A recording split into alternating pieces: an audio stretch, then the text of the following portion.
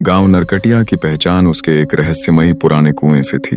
कुआं गांव से थोड़ा दूर घने जंगलों के बीच छिपा हुआ था। बूढ़े लोग कहते थे कि उस कुएं से रात के समय फुसफुसाहटें आती थीं। कोई वहां ज्यादा देर ठहरता तो उसका दिमागी संतुलन बिगड़ जाता या वह हमेशा के लिए गायब हो जाता। लोग डरते थे, परंतु सचमुच में क्या था किसी को नहीं पता था। आरव शर्मा, एक मशहूर यूट्यूबर और अर्बन लीजेंड हंटर, नई जगहों की खोज में नरकटिया पहुंचा। गांव वालों ने उसे खूब मना किया। बाबूजी, वो कुआं अपशगुनी है, जाइए मत। पर आरव कहाँ मानने वाला था। उसे तो अपने चैनल के लिए नया कंटेंट चाहिए था, कुछ ऐसा जो अब तक किसी ने रिकॉर्ड न किया हो। वह एक कैमरा, एक वॉइस रिकॉर्डर और एक टॉर्च लेकर उस रात अकेला जंगल में निकल पड़ा। रात का समय था, चांद आधा था और जंगल में अजीब सी नमी भरी हुई थी। आरव ने जब उस पुराने पत्थर के कुएं को देखा तो उसका दिल तेज धड़कने लगा। कुएं की दीवारों पर काई जमी थी और नीचे झांकने पर सिर्फ गहरा अंधेरा नजर आता था। वह कैमरा चालू करके कुएं के पास बैठ गया। कुछ मिनट तक सब सामान्य था, फिर अचानक उसे लगा जैसे कोई बहुत धीमी आवाज में उसका नाम पुकार रहा हो। आरव, आरव। उसका खून जम गया। उसने नीचे झांका पर कुछ नहीं दिखा। किसी ने बुलाया है क्या? उसने खुद से पूछा। फिर वही फुसफुसाहटें, पर इस बार तेज। तुम्हारी सबसे गहरी गलती, तुम्हारा सबसे बड़ा पछतावा। आरव की सांसें उखड़ने लगीं। वह घबराकर पीछे हटना चाहता था, लेकिन उसके पैर वहीं जम गए। उसकी आंखों के सामने उसकी बचपन की एक घटना तैरने लगी, एक दोस्त की मौत, जिसके लिए वह खुद को आज तक दोषी मानता था। तुमने उसे मरने दिया, तुमने उसे धोखा दिया। फुसफुसाहटें सीधे उसके दिमाग में गूंज रही थीं।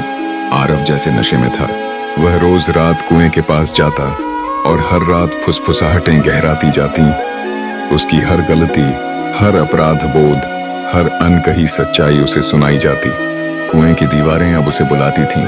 उसे लगा कि अगर वह हर सच्चाई सुन ले तो शायद वह मुक्त हो जाएगा, पर हकीकत कुछ और थी। कुएं के अंदर कोई आत्मा बंद थी, एक प्राचीन भूखी आत्मा जो इंसानी गिल्ट और पछतावे से ताकत पाती थी। आरव का हर डर, हर शर्मिंदगी उसे कमजोर कर रही थी और उस आत्मा को ताकत दे रही थी। एक रात जब आरव ने पूरी तरह हार मान ली, उसने सुना, अब समय आ गया है, आ जाओ। वह बेसुध होकर कुएं के किनारे झुका, जैसे कोई अदृश्य हाथ उसे खींच रहा हो। उसने देखा, कुएं के अंधेरे में उसकी ही शक्ल एक दूसरी आरव बनकर उसे घूर रही थी, पर उसकी आंखें बिल्कुल काली थीं। मुझे आजाद करो। फुसफुसाहट एक दहाड़ में बदल गई। ठीक उसी समय गांव के एक पुराने पुजारी पंडित हरिनाथ वहां पहुंचे। उन्होंने एक छोटी सी मिट्टी की कटोरी में आग जलाते हुए मंत्र पढ़ने शुरू कर दिए। कुएं से तेज भयंकर चीखें निकलने लगीं। आरव फर्श पर गिर पड़ा, उसकी आंखें पलटने लगीं।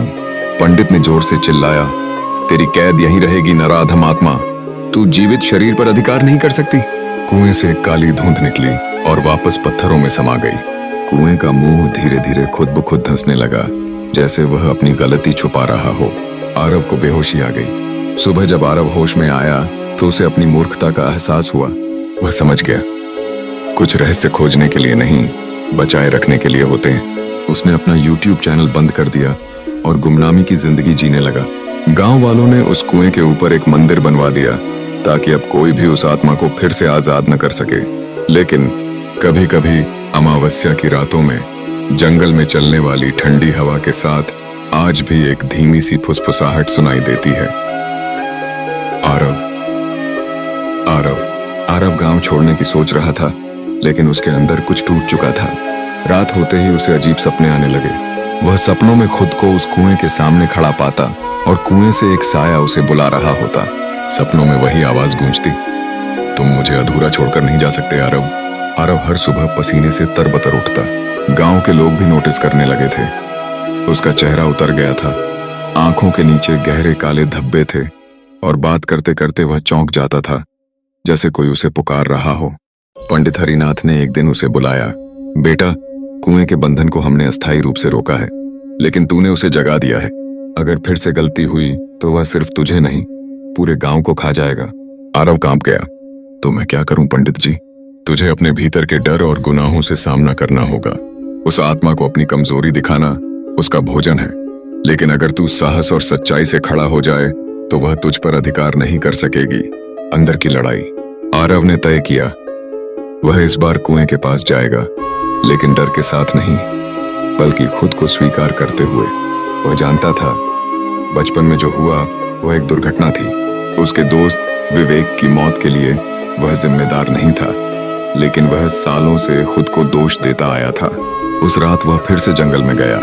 कुएं के पास पहुंचते ही हवा भारी हो गई। टॉर्च की रोशनी कांपने लगी, कुएं से धुआं उठने लगा और एक भयंकर फुसफुसाहट पूरे जंगल में गूंजने लगी। तू गुनहगार है, तू कायर है, तूने विवेक को मारा। आरव ने आंखें बंद की और गहरी सांस ली। फिर वह चिल्लाया, हाँ मैं कमजोर था, हाँ मैं डर गया था, पर मैंने जानबूझकर कुछ नहीं किया। विवेक का जाना मेरी मर्जी नहीं थी। मैं उसे प्यार करता था, अपने भाई जैसा। उसका गला भर्रा गया, आंखों से आंसू बह निकले। फुसफुसाहटें अचानक रुक गईं। कुएं से उठता धुआं भयानक आकार लेने लगा। एक विकृत चेहरा, काली आंखें, लंबे नाखून। वह भूतिया साया आरव की तरफ झपटा, पर इस बार आरव डरा नहीं। वह मजबूती से खड़ा रहा। तुझे मुझ पर कोई अधिकार नहीं, उसने गरजते हुए कहा। जैसे ही उसने यह बोला, कुएं से एक तेज चीख निकली। भूतिया धुंध हवा में बिखरने लगी। कुएं के पत्थर खड़खड़ाए और फिर धीरे धीरे धरती में धंसने लगे। कुएं के ऊपर जमीन फट गई और धड़ाम की आवाज के साथ वह पूरा कुआं जमीन के भीतर समा गया, हमेशा के लिए। आरव थक कर जमीन पर बैठ गया। उसका शरीर कांप रहा था, पर दिल में एक अजीब सी शांति थी। उसे लगा जैसे उसने कोई भारी बोझ उतार फेंका हो। सुबह जब गांव वाले आए तो उन्होंने देखा कुएं का नामो निशान मिट चुका था। बस वहां पर एक हरे रंग की घास उगने लगी थी। पंडित हरिनाथ ने आरव के कंधे पर हाथ रखा। बेटा, तेरा साहस ही तेरा रक्षक बना। डर को स्वीकार कर लेना उसे हराने का पहला कदम है। आरव ने सिर झुकाकर आभार प्रकट किया। आरव ने उस गांव को छोड़ दिया। उसने यूट्यूब चैनल को फिर से शुरू नहीं किया, बल्कि अब वह बच्चों को डर से लड़ने के तरीके सिखाता था। वह लोगों को कहानियां सुनाता, लेकिन अब असली संदेश देता था, डर हमेशा रहेगा, पर अगर तुम उसे आंखों में देखकर मुस्कुरा सको तो वह खुद भाग जाएगा। कभी कभी रात को जब हवाएं चलती, उसे लगता जैसे कोई बहुत पुरानी फुसफुसाहट हवा में घुल रही हो, पर अब वह मुस्कुरा देता था और आगे बढ़ जाता था।